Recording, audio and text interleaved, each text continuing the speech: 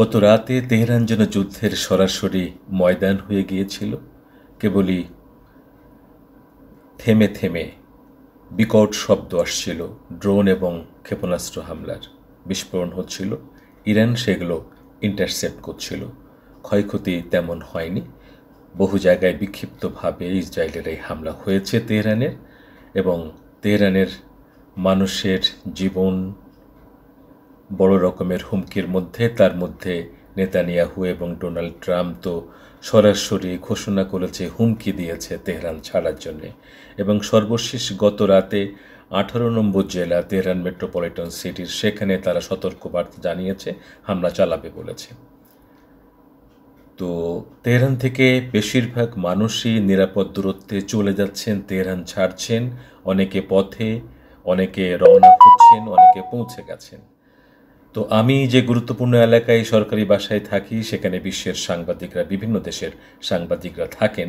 ফলে এটি অত্যন্ত ঝুঁকিপূর্ণ। আমি একটু আগে হয়তো আপনাদেরকে বলছিলাম, নিরাপদ নয় একটুও। এখন একটু প্রস্তুতি নিয়ে রাখছি, কাছাকাছি অন্য কোনো নিরাপদ শহরের উদ্দেশ্যে খুব শীঘ্রই রওনা হব। তেহরান অনেকটা ফাঁকা হয়ে গেছে, গুমোট এবং থমথমে একটা ভাব। রাস্তাঘাট পুরোপুরি ফাঁকা বলা চলে, যানবাহন একেবারেই নেই।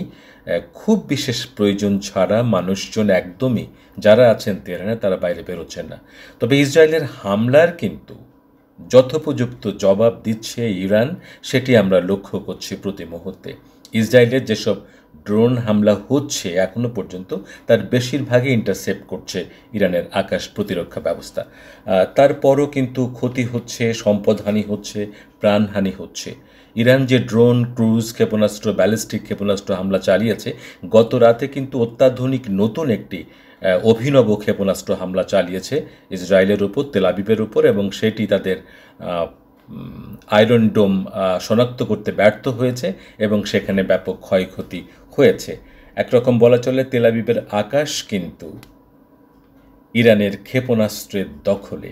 যেমনটি তারা বলছিল, মিস্টার ট্রাম্প এবং নেতানিয়াহু, যে তেহরানের আকাশ তাদের দখলে, সেই হিসেবে কিন্তু ইসরায়েলের তেল আবিবের আকাশও কিন্তু ইরানের দখলে, সে কথা বলা যায়। এবং পাল্টাপাল্টি হামলা চলছে সেখানেও এখানেও। তো আমরা এখন খুব একটা কথা বলার সুযোগ নেই। আমি বেরোবো, হয়তো যদি আপনাদের সাথে আর কথা বলার সুযোগ না হয়, চেষ্টা করব সঙ্গে থাকার জন্য। যেখানে যে অবস্থায় থাকি আপনাদেরকে তেহরানের এবং ইরানের সামগ্রিক পরিস্থিতি জানানোর চেষ্টা করব। আপনাদেরকে অনেক অনেক ধন্যবাদ। এবং আমি গত রাতেও কিন্তু একদমও ঘুমিতে পারিনি, নির্ঘুম রাত গেছে। হামলা বিস্ফোরণের শব্দে বিচ্ছিন্নভাবে থেমে থেমে হামলার শব্দ এখনও কানে আসছে। তো আপনারা সবাই ভালো থাকুন, আমাদের জন্য দোয়া করবেন। তেহরানের সর্বশেষ পরিস্থিতি এমনটি ছিল।